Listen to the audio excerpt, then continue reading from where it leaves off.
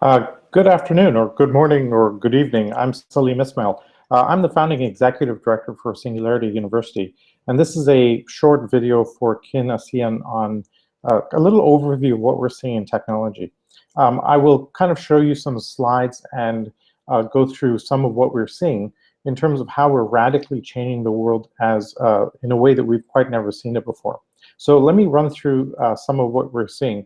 And I want to give you some sense of this, and I'm going to shift this to this slideshow, and I'll talk through that.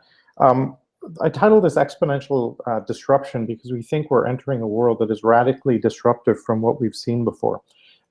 This is my background is I've spent 7 years helping build out Singularity. For 2 years before that, I was the head of innovation at Yahoo, ran their incubator called Brickhouse.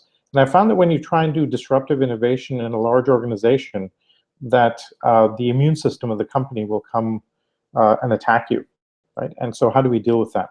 And so that's one fundamental premise, and you'll hear more from Lina about that a little bit later. Really the main idea behind this is we're seeing all of our intuition, education, training about the world teaches us to do linear projection. But now the world is moving exponentially based on information growth and the speed of computing, and we are not good at spotting that pace of change. We're based at NASA in Silicon Valley. We got initial funding from these companies to get started. And we live off this orange curve that Ray Kurzweil put together, which essentially graphs Moore's law. Ray made this fundamental observation that once you take a domain or discipline or technology and you power it with information technologies and it acquires informational properties, its price performance starts doubling very steadily. And once that doubling starts, it just doesn't stop. Right? And Peter wrote this book, Abundance, saying that, look, if you harness this pace of change effectively, we could soon have an abundance of healthcare, education, clean water, energy in about 10 years. And what would the world look like if that was the case? That doubling pattern that we've seen in technology, we are now seeing in a host of other technologies like robotics, drones, 3D printing, nanotech, biotech, neuroscience. All of these are now having doubling patterns in their price performance and the development of them. And simply put, we have never seen so many technologies move so fast. It's a very unique time. So we do a whole series of programs where we challenge our participants to come up with ideas that might impact 1 billion people within 10 years. Let me run through some of what we're seeing in kind of 4 dynamics. The first is we're very rapidly digitizing the world, right? 10 years ago, we had maybe 500 million internet-connected devices. We're up today to about 11 billion. We'll get to 1 trillion shortly, and we will never have seen that before, 1 trillion internet-connected sensors. We think we're 30, 40 years into the information revolution. On this metric, we're about adding, we're at about 1%. We're literally just starting. We're going to go from 11 billion to 1 trillion in the world. And every time we add a new layer of information, we add a new, you enable a whole new class of applications, right? And so that's the kind of the profound underlying driving paradigm that is moving this acceleration forward.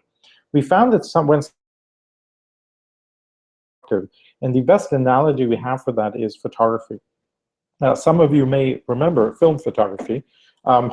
You're operating on a material basis, and you're operating from a scarcity paradigm.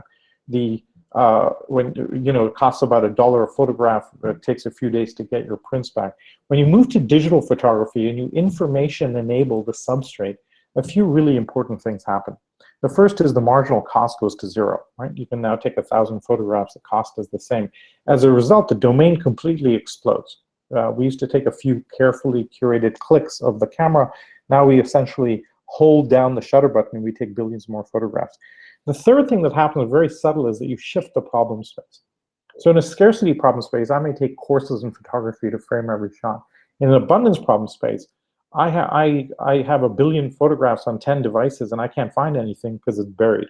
And we've changed the paradigm from going from a scarcity model to an abundance model. And the way you make money in a different problem space shifts the business model, and that's why the incumbents have such a tough time. That disruption and that explosion that we saw in photography going from a material basis to a digital basis, we're now seeing that in all of these technologies. Energy is going from oil to solar. Medicine is becoming digitized. Drones, 3D printing, biotech, all of them are going through this pace of change. I'll give you two examples of the high-level consequences, and then I'll talk about some of the impacts of that. One is this one in healthcare. This is the Tricorder X Prize. It's a $10 million prize that Peter is putting out for